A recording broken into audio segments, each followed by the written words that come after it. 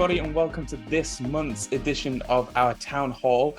This week, we are joined by some incredible guests from the gaming industry in the world of blockchain. I have Lisa Sterbakov from Armored Kingdom, Sasha Hudzilin, I hope I'm saying that right, Sasha, from the much-loved Human Guild, and Vivi Lin from the Octopus Network. So let's kick it off, guys. I think some people often refer to gaming in blockchain as being the potential Trojan horse for mass adoption, because as we know, gaming is a huge industry, perhaps even bigger than Hollywood right now.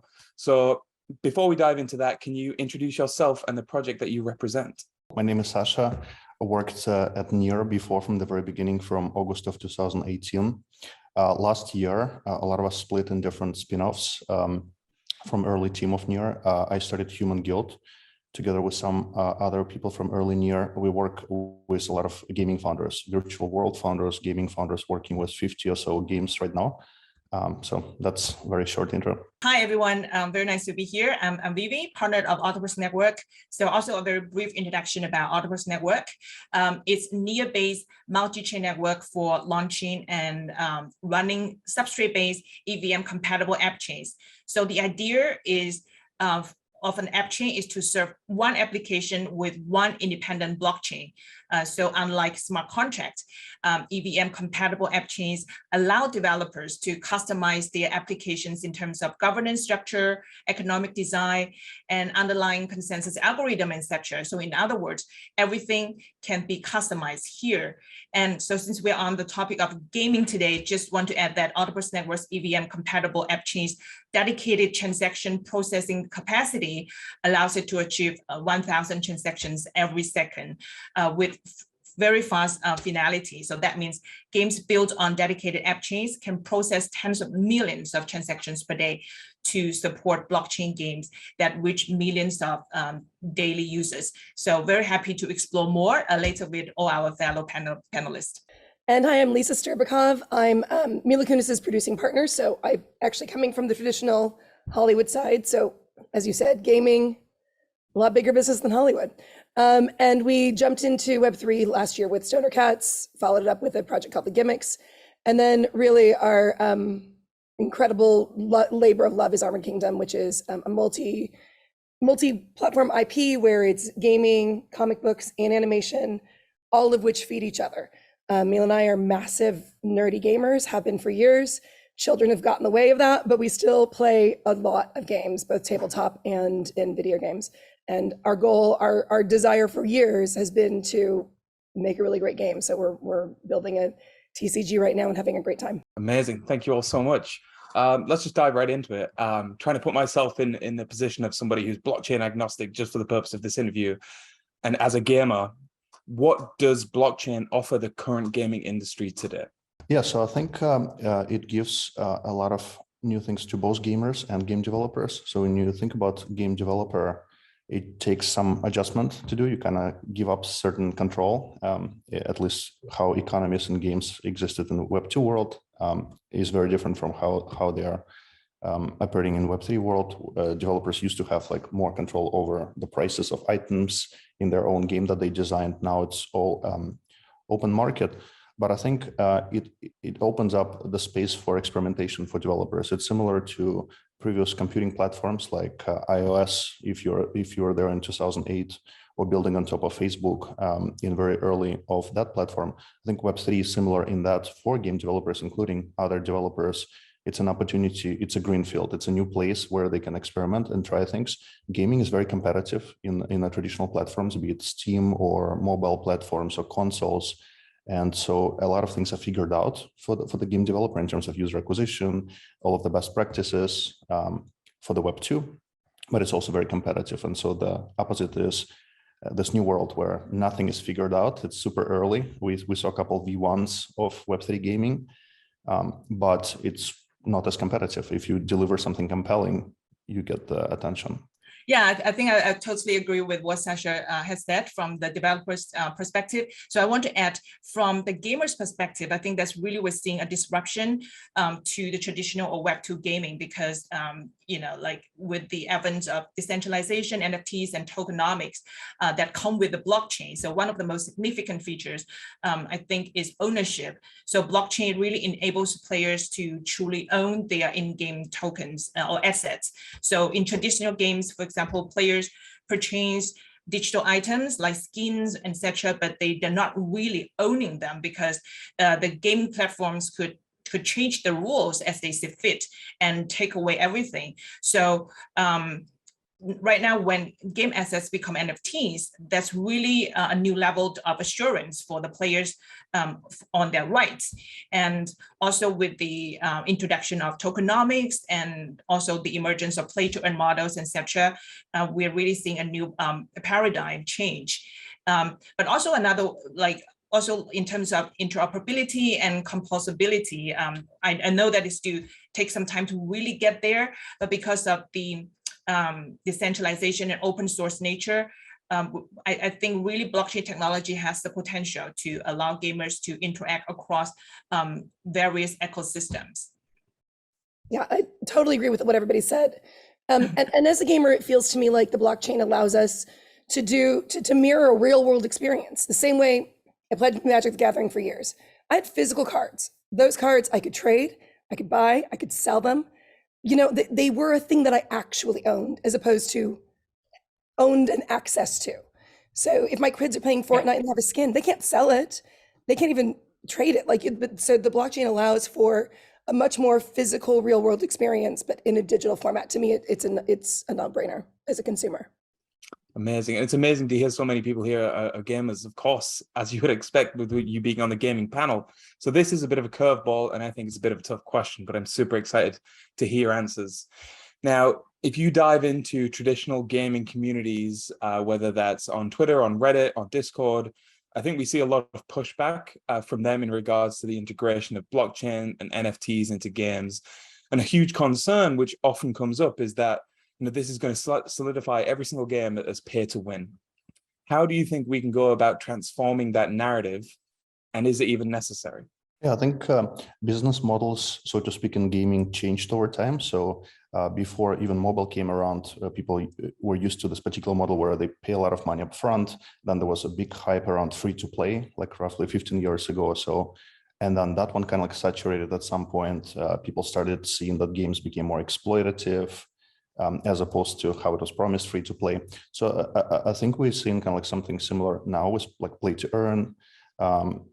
There is a bit of a pushback, but new model is not figured out yet. And so when people say pay to win, I think we're dealing with the same game economy, so to speak, where some people have more time and some people have more money. And so there will be some people who will be playing the game because they have more time, and there'll be some people who'll be supporting the economy of the game through maybe through the money side of things. So I think it's nothing new, but like at the same time, we're still figuring out this new model. What does it mean? Like play to earn, for example, at Human Guild, we're not big fans of play to earn. I think too many things in crypto are tilted on the incentive side of things. It started with like DeFi Summer, then NFTs. Had something similar, and I think we're trying to put founders back to focus on gameplay and like fun things, and people pay for entertainment. But I think the model itself is not fully figured out. Sasha has made a really interesting point, because I think it takes time for people to adjust to new things, right? But like from my own experience, and also like from the gamer friends that I talk to, I think I kind of understand how they feel, because the kind of resistance from traditional gamers to embrace the blockchain games, because gameplay is so important, right? User experience, and to be honest, a lot of those play to earn games are just not so fun to play, and basically just click and earn, and it really lacks the sophistication of the traditional games, and to be honest, a lot of those people who play those play to earn games are not the same demographics that play the traditional games, right? So they really they don't care if the games are interesting or you like they're from AAA games or how nice is graphics. They just want to earn, and they change the platforms depending on the yield that they get. So so back to how do we have the mass adoption from the mainstream gamers? I think user experience is really the key here, and I think it's necessary to bridge the gap and tap into the mainstream use base of gaming. So obviously, in order to make that to work, we need to have the right infrastructure in place. And, we just can't imagine the transition to happen with all these congestions and high gas fees from the blockchain. So that's why I think it really makes a lot of sense for blockchain-based games to have their own designated blockchain so that it could customize the functionality to give users the best experience they have. Yeah, I mean, I think, my husband was a gaming journalist for years. He hosted the Activision podcast. And so when I first started getting in the space, he was like, blockchain is terrible. It's terrible for games. It's terrible for the environment. It's terrible for everything. And now he's completely reversed. And some of it, I think, is just misconceptions. I think there's a ton of education to be done.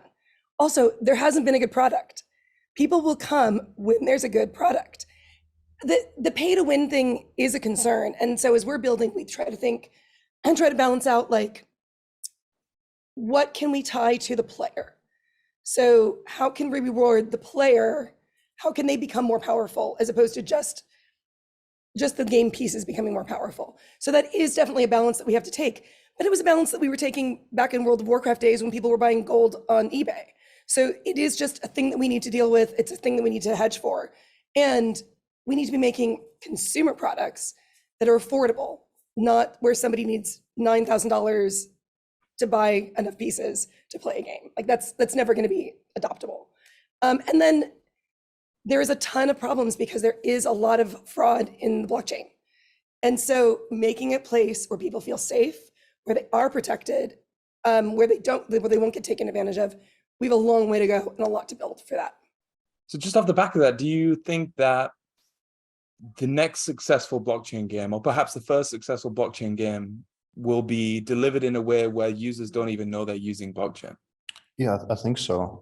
Definitely think so. That as we just discussed, the usability bar is like really high in gaming and generally speaking in the web today. So I think it has to be that blockchain is like almost like hidden. There's still probably like some wallet interaction that people have to do, but maybe even that can be like abstracted away. So I think Nia as a technology improved a bit on usability, but it's not like it's V1 or V2 of evolution when it comes to usability. Actually, quick thing on that, usability that Nia has came from conversations with blockchain game studios. So back in early 2019, when we were talking to game studios and pitching them scalability, none of them actually were interested in this. They were essentially saying that we need gamers first. We're losing 199 people out of 200 on MetaMask alone. And then once we have gamers, then we can actually talk about scaling. So I think we're just so early is what I think when it comes to usability.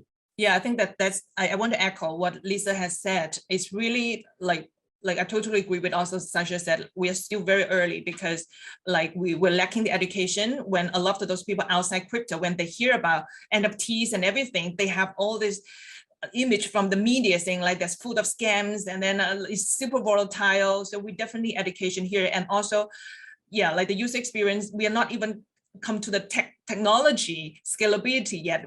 If you just give them a wallet and MetaMask and all that, you will get them lost there already. They don't want to come back. So, but once that is figured out, obviously, I think scalability, user experience, and performance and everything, it also the infrastructure has to be there. And I really think that Nia is in a really good place because I think Nia is one of the, like the layer one, I would say best layer one protocols out there with the best user experience.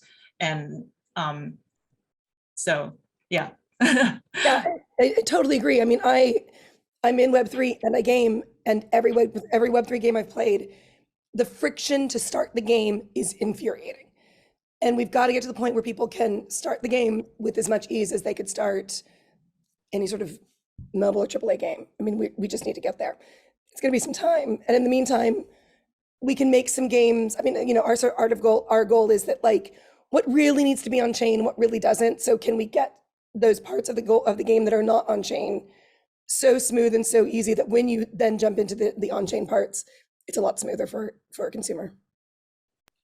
Perfect. So moving over to sort of the technical side of things now, there's an estimated 3 billion plus people that play video games around the world. Now, do you have any thoughts on the technical limitations that blockchain might meet when it comes to gaming? Yeah, I think that's what Lisa just mentioned. It's about also thinking about what goes on chain versus not. I think there will be a particular class of games that will be on chain fully games, but I think it will be like most like idle games, kind of like very kind of like simple things that you don't interact with a lot, let's just say. But I think gameplay will stay largely off chain. Economy will stay mostly on chain. I think we're like very early on this. And so when it comes to all of the digital assets, when it comes to like items, characters, land, things like that, those things will stay on chain. I think that's totally possible to do with blockchains of today, kind of like the scalability that like Nia and some other faster layer ones afford. But I think it will be totally possible. And we're like also, I think by the time we hit more players, I'm pretty sure there'll be like layer 2s emerging on Nia, similarly how we have layer 2s on Ethereum today. So I think we're just like very early. Like the biggest Web3 games today are 200,000 unique active wallets per week, roughly. And then Nia's biggest game so far was 10,000. So like we're like so early that I think once we start hitting those more limitations around scalability, we'll see like layer 2s emerge, and we'll see like new technologies emerging as well to augment. I just want to add, I think like Lisa and Sasha said, to building apart in a centralized server, for example, like off chain, like the traditional gaming platforms did, could be a solution.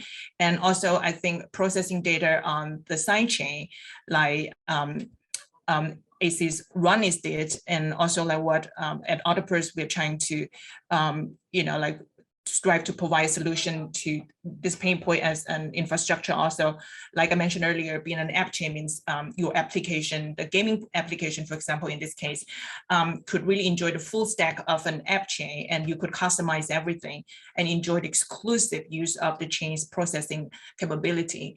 So you don't need to compete with other applications, and gas is set by your own setting. So and an app chain has self-sovereignty governed by your own community, etc. So I think in this way, it could also help to ease that usability and user experience pain point.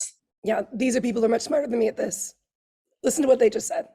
And I think one more thing to mention about technical limitations, I think Nia is also working on removing some of the limitations. So up until very recently, you cannot use like JavaScript as a smart contract. I think there was Agoric, one of the teams who did it in Web3 before this. So Nia is not the first one, but I think it also is a big one for gaming, because there are a lot of independent game developers, smaller studios who prefer like something like JavaScript. There are like tens of millions of people who know JavaScript today in the world.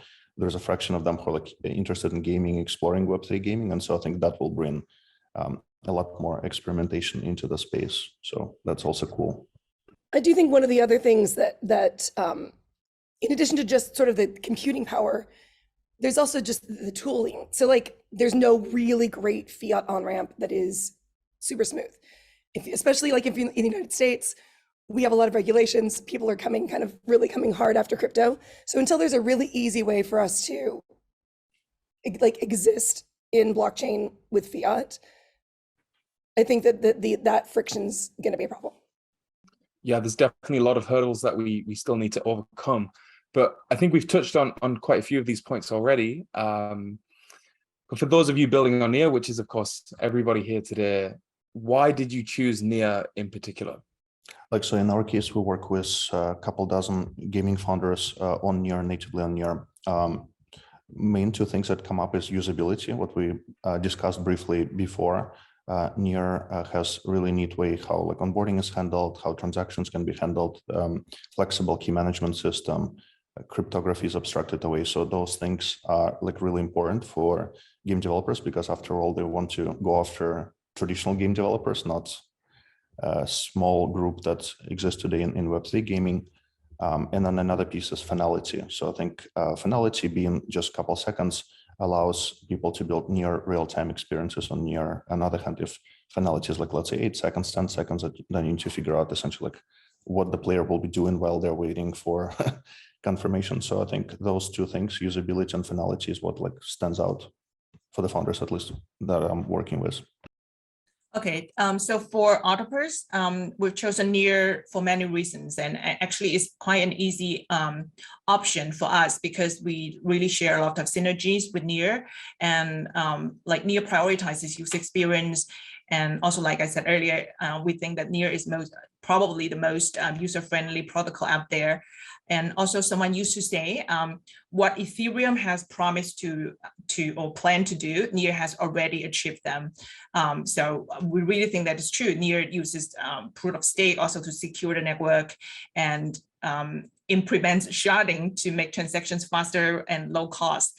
So based on Nia, Octopus, and our app chains in the Octopus ecosystem could really enjoy the usability, scalability, affordability, high performance, and interoperability with other networks, such as we can also connect with Ethereum via Rebel Bridge, and also connect with Cosmos or Polkadot with IBC. So also on a personal note, our founder, Luis Liu, when meeting with the co-founder of Nia, Ilya, in the early days, and they really share a lot of visions in common. And so like really the human factor, right? The trust and the teams and the communities. And those were also like one of the most important reasons that we chose to build here. And also we are very happy and grateful for our choice. And we're now working very closely with the Nia communities and also all these guilds around the world, and just keep building in this space. Yeah, we had many of the same considerations. We talked to we looked into basically every chain, and Nia just absolutely made sense for usability, environmental factors, which were really important to us and our team. And exactly what Vivi just said was just the human factor. There are grown-ups there. Yeah, I hope so. I mean, we're not all grown-ups, right? I know I can speak. No, but like in the right way. Like, listen, I hope we should all be ridiculous and try to like make insane, ridiculous things and see if they work. But at the core, there were people who had the same sort of vision of mass adoption of really like mass consumer products, not just sort of these maxi sort of speculative. Yeah, very solid people. Yep. Yeah, absolutely. I mean, one thing that always stands out for me is at Nia, everybody seems to understand that we're all on the same team, right? So it doesn't matter really, what blockchain you choose to build on, though I do hope it's Nia. But we are all pushing for this open web world where we each have ownership over our data, assets, our governance, and of course our in-game assets right now, or at least one day. But where do you guys see the world of blockchain-powered gaming in, say, 5 years' time?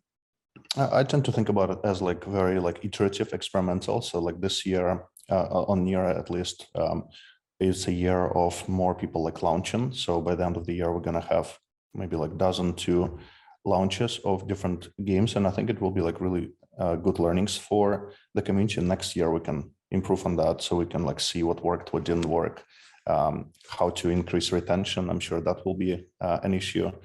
So I tend to think about it as like very iterative approach. I don't think we're going to have like huge blockbusters, like even 5 years down the line, but I think it will be like maybe like millions of people already playing blockchain games. Yeah, I think it's so hard to predict, and then we're still so early. And I think we need to zoom out a little bit, and also like, I think the gaming space is really going to go hand in hand with the blockchain, kind of like the whole Web3 space. And so like some people I think compare it right now to kind of the rise of the internet 25 years ago, or the smartphone adoption nearly 15 years ago. So no matter what, I think I think I'm optimistic about, I think the future, and probably not 5 years. I don't know. I really, sometimes I'm very, I wish I have the crystal ball, but I don't have enough kind of information to say 5 years. But I think I'm optimistic to see, like, for example, the mass adoption happening. I think it's a process, and also like probably we're seeing more AAA games entering the space, and we're seeing VCs, actually crypto VCs, investing in AAA game. So I think with that in the action, we are, I think, in the process of bringing in more mainstream users, and also the industry talents to come to the space. I think Sasha mentioned this point that the traditional gaming is already very highly competitive. So I think a lot of talents out there, and the visionaries, and they are moving to the Web3, the gaming space as well. So I think that's also a very optimistic sign. Yeah, I mean, if I think of early Netflix, when you just used it to get DVDs, and then they made House of Cards, which was with high level talent, which was an incredible piece of art, and it brought people in. And I think if we make an incredible product, I mean, and by the way, it still, House of Cards was not the ratings that everything was, that Grey's Anatomy was, but it brought people in, and it brought attention, and it's like started a streaming revolution. So if we can make our House of Cards, if we can make our thing that is a consumer product that people enjoy and want to come and play, it'll start. And I think a lot of it in 5 years has to do with what does the US government say regulatorily regarding everything with blockchain. It's very, very unclear, and we're all trying to do our best and act in the best way we can. But there's a lot of lack of regulatory clarity on anything regarding blockchain assets. Perfect. Yeah, I think that's a particularly pertinent situation right now with what we've seen going on pretty recently. So regulatory restrictions might be a factor which holds back the adoption of blockchain in the world of gaming. What else do you think might contribute to that? I think another thing, crypto also tends to go in cycles. There are like a lot of like bull and bear markets. If we go into global recession right now, which seems like it's happening depending on the definition of recession, then we might see maybe some period, maybe a couple years of decreased interest. It will just lead to, like in previous bear market, less people entering the space in a given months. I would say last bear market was a lot harder. Like I remember like just getting started working on Nia and seeing that there are only 30 developers, 30 joining every month into the crypto space, and then 95% of them go into Ethereum. So you're thinking about like, okay, like we have this one developer that all of the other chains will fight for every month. That looked like very depressing. I think now it's very different. So you have like a couple hundred founders on multiple chains, but I think if we go on into recession now, I think it will also hold back a bit, just because it will be like a bit less interest in a space for the next couple of years. But it also will bring like more quality and more people who like missionaries like really believe in this, as opposed to like hype something like related to like what bull markets bring us. Yeah, I think already Sasha and Lisa have already made all these good points, and I think user experience, like we mentioned, and then the regulatory risk, and also the the awareness or education, right? So I think that's pretty much it. And we're still at a really early stage, and also obviously the crypto winter, the whole recession in the bigger environment doesn't help. But I think just like 2008, the financial crisis didn't kill innovation, didn't kill internet or anything. And I think we'll survive the crypto winter, and builders are still building. And I think last time when we were talking to Marriott, and she said actually a lot of great projects are built during the bear market, because you just shut down all the noise, and then people who stay there really those people who believe in the what they're doing. So I think that is the faith that we have. Yeah, I think I actually look at the bear market with like a little bit of hope. I think the hype is dangerous. I think it's dangerous for a regular person. I think they come in, they see the noise, they jump into a thing, and they really lose money. And I I don't want to be part of somebody losing money. I want to be part of somebody coming in, buying a product that they enjoy playing, and not thinking about what the exit, the hype, the like mooning, all of that stuff is, to me, dangerous in the long run for a real person. So I actually think the bear market can allow us to build real things that real people would want to participate in. The other challenge, I think, coming back to what I think you were talking about, your last question, that gaming has that other projects don't, is in gaming, you also have to deal with gambling regulations. Because there is this asset that you can sell, different countries, every single country thinks of a game of skill versus a game of chance differently. So you have to be really, really careful as you're building a game to make sure that you're building on the right side of skill, to not be making, a lottery. Yeah, that's really interesting, because I think we've seen a huge can of worms being opened up, especially around Europe, what with loot boxes and things. So the way that crypto approaches that and the way that founders and developers approach it, it's going to be really crucial. But I'm just going to pick up on one thing that you mentioned there, Lisa. You mentioned hype. And now I have an opportunity to make my biggest plug of the panel, which is Neocon. This year, it's back. It's bigger than ever. There's 2,000 plus attendees in Lisbon, Portugal, September 11th to the 14th.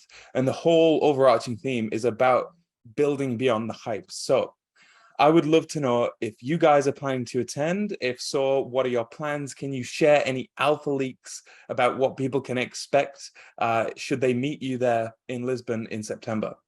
Yeah, so last year, for me personally, Neocon was like hugely positive experience. I tend to sometimes forget, kind of like not seeing things in offline world with COVID and everything, working with like hundreds of people day in, day out, but not seeing them actually sometimes is challenging for me. Sometimes I think like, are we doing enough? Like, is there a progress? And then you go to Neocon and you're like, oh, okay, like there is like insane amount of builders. And so like for me personally, like last Neocon was like hugely positive experience. And unfortunately I was only there for three days. I had to go to other places in Europe. This time around, I'm going for like full week. We will have gaming arcade as a part of Neocon. There will be up to 20 playable games that people can try. So it will look like arcade, but in reality, people will just try things on mobile phone, try things on a PC or Mac there for different games. And I think it will be like really, really fun. And then, yeah, there'll be like other activities such as like side events. We're planning to attend to some. I think Neocon this year will be a lot bigger, like 10 times bigger than last year, it feels like. So I'm just like generally very, very excited and spending majority of the August actually preparing the games for the Neocon. Okay, yeah, we are also definitely going. I think how can we miss this big party for the Nia family? So Octopus has also sent a team to go, and we are flying over basically around the globe. We have like Sheldon and Luana going from the US and Kelson flying from Malaysia. And I'm currently in China right now, and I'm still sorting out the logistics. I really wish I could make it, but besides, but our whole team, besides being speakers for the Neocon, we'll also have a booth for Octopus, and we are planning to host side events. Our team is still working to sort out all the logistics because none of us are in Lisbon and we don't have like local people there. So we're still working to kind of sort out logistics, but we would like to invite the app chains to share their stories and also the latest developments. And also, like Sasha said, I think what is important is to really meet each other, like all these partners and friends like Sasha from the Nia family, face to face, and also to really kind of feel this human connection. We're also thinking about hosting a side event in a boat, and but still sorting it out. So we'll announce all these details on our Twitter when confirmed, and all of you are invited, and come and say hi and have a drink with us. I'm probably gonna get in trouble for saying things, so let's go, right? Yes, I will absolutely be there. Our team will absolutely be there. We're still discussing exactly what we're doing.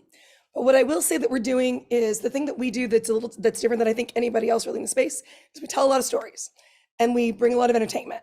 So our goal is actually to work with everybody there to create a story that we then turn into a thing. So we want to, the same way that you have like a hackathon, think of it as like a story hackathon, where we have master storytellers who are writers and writing professors, and we all get together and talk about like the math of storytelling, how you hack those pieces together, and how we can work together and like tell a math story with the group. So that's what I'm so excited. And then we're going to turn it into a comic book. So it will exist in the real world. You know, we know that like that our team's strength is creativity and story and like fun. And so we want to bring that stuff too. And while we're there, we also will be looking for more team members. Perfect. Well, you heard it here first, right? There's your biggest alpha leak of the panel. Lisa, I would like to know a little bit more about that. So can you describe what the process will be if you're allowed to? Is this almost like a crowdsourced story? So my husband, who also is writing Armored Kingdom, who created the universe. He is an incredible writer, screenwriter, Emmy nominated. He also teaches screenwriting at UCLA. And the reality is, writing a story has math to it, has specific act breaks, it has specific points in it, high points, low points, you know, calls to action. And we're going to like, what he does, it's really, really fun. He builds like, all right, what's the genre of the story we want to tell? And people can yell it out. Oh, wait, we want to tell a romantic comedy in this world? Fantastic. Who's our lead character? Fantastic. And then we literally will board it up, put it on a night and like a big board, and talk about all of those points along the way and create the story in an hour. And then we'll take it back and write it and turn it into a comic book. It's going to be amazing. Sasha, I can't wait to play on those arcades. Vivi, if you do get a boat, that's going to be incredible. But just while we have a few minutes remaining, I'd like to swing it back around to blockchain gaming. As we've all alluded to, we've yet to see a major blockchain power game take off. Nothing in the realm of AAAs. But if you had to guess, when do you think that will occur? And what sort of genre, what type of game do you think will be the one to take the crown there? Like in our case in Human Guild, I feel like we have like wide range of genres. So we have actions, people building, we have strategy games, 2D platformers, virtual worlds, RPGs. So I think it will be like something for everyone in terms of gamers. Like I tend to play like single player RPG games. So, but blockchain makes sense more for like multiplayer games, I think. So I think it will be something for everyone. In terms of which one will take off first successfully in a big way, I don't know. But I do agree with Lisa that it's all about the quality of the product. Storytelling is a big part of this lore. Building like really cool world that people want to be part of, I think is kind of like what will get us to that adoption. Yeah, I want to really echo with what Sasha and Lisa had said. I think it really is hard to predict, but at the end of the day, it really boils down to whether it's fun, whether the, you know, like the storytelling and whether the gameplay, the experience.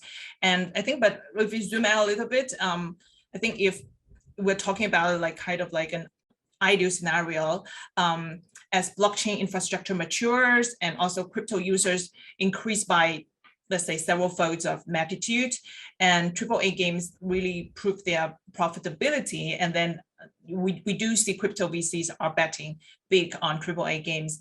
So I think, I believe that with this trend, a few world-class gaming studios probably will join hands with crypto projects to, you know, to work in this direction. And then I think more companies with the ability to make AAA games will follow and come to the blockchain space.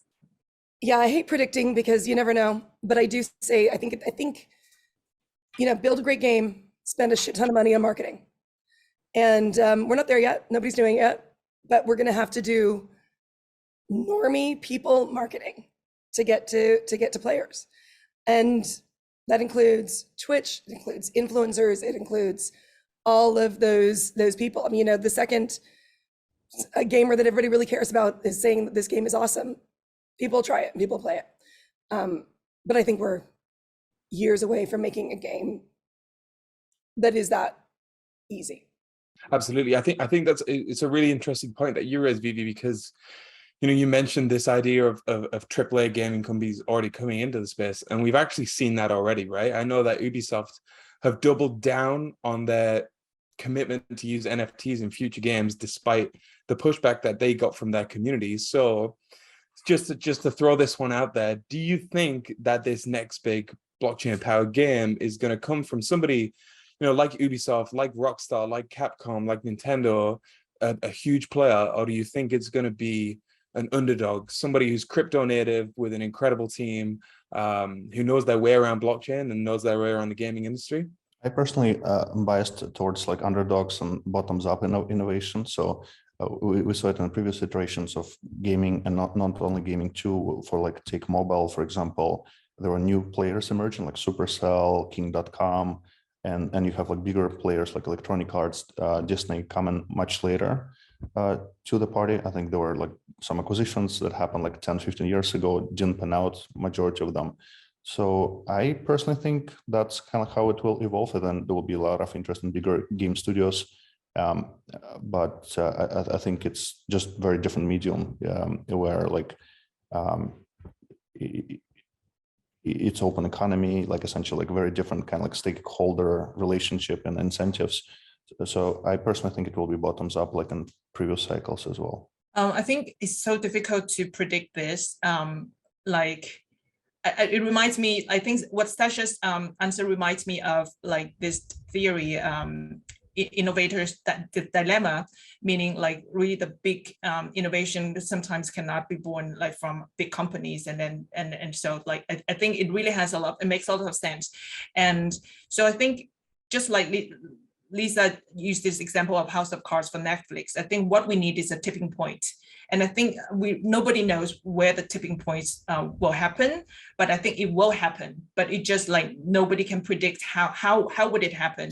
I think that's something that I probably can put like what I expect to happen in the gaming as well. Like we don't know, but somehow the tipping points would happen, and then all of a sudden the mass adoption would like happen more easily. Yeah, I think the challenge on the big gaming company side is lawyers, and their challenge of wanting to allowing the community to have some feeling and sense of creative ownership. And I think that's all throughout all of the blockchain, to allow people to build on your game. And I think that a lot of the bigger gaming companies are like, they're afraid about brand damage. And so I don't know that they're ever going to build the biggest innovation, at least to start. So I love the idea that it come bottom up as well. The problem with bottom up is money, and those big companies have a ton of it. So they can throw all that money at it. So I think it's each side has their own challenge, and it's, we'll see who's first. But I mean, and going back to the House of Cards analogy, what Netflix did at that point when you were developing there is they were like, David Fincher, make the show you want to make. They gave it to the creatives, they let them make what they wanted to make, and then they got out of the way. And I don't see the big companies getting out of the way, and I do see the smaller people having creative innovations. Definitely. Well, regardless of what happens, it's going to be really, really exciting to watch. Sasha, did you want to add something there? Yeah, just what Lisa mentioned is I agree that on one hand, bottoms up is likely how it's going to play out. On the other hand, the marketing side of it, the building awareness, money side of it, I think is like what majority of the teams I'm working with like today lacking. So they're like heavily on the technology, not so much on even understanding how to do go-to-market, in addition to having resources to do this in the first place. So I think that's something that also should be said about this disadvantage that bottoms up also has. Perfect. So the crypto ecosystem is super wide, right? There's tons of different facets to it.